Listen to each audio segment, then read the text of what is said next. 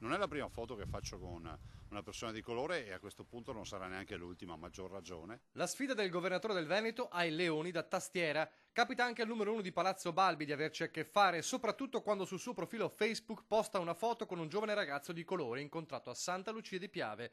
Isaac Doncor, giocatore di colore dell'Inter in prestito al Cesena. Abbraccio e sorrisi, peccato che poco dopo piovano una valanga di commenti tra il razzismo e gli insulti. I più gentili sono "ma sto qua è appena arrivato con il barcone dall'Africa, altro che Inter", o "sembra sbarcato da un gommone", e chi se la prende con Zaia, "pare un profugo", è scritto, "perdi punti". Il razzismo deve star fuori dall'ospitalità dei miei social, ma soprattutto non si possono tollerare dichiarazioni razziste.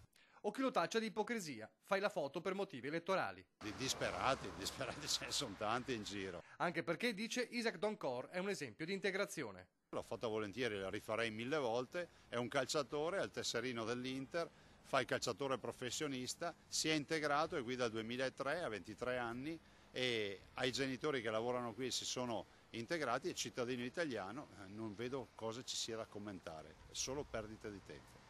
Insomma, le questioni sono e rimangono separate. Resta ferma la nostra posizione rispetto a questi flussi migratori che contestiamo, anche perché 8 su 10 non sono profughi, non scappano dalla morte e dalla fame. Ma questo non c'entra niente con il rapporto che noi dobbiamo avere con i migranti e con chi viene da fuori, con i quali dobbiamo avere un rapporto che deve essere franco e soprattutto corretto. A loro dobbiamo chiedere il rispetto delle regole e il rispetto delle nostre leggi e delle nostre identità. Quando c'è questo non capisco per quale motivo qualcuno voglia ancora fare con noi.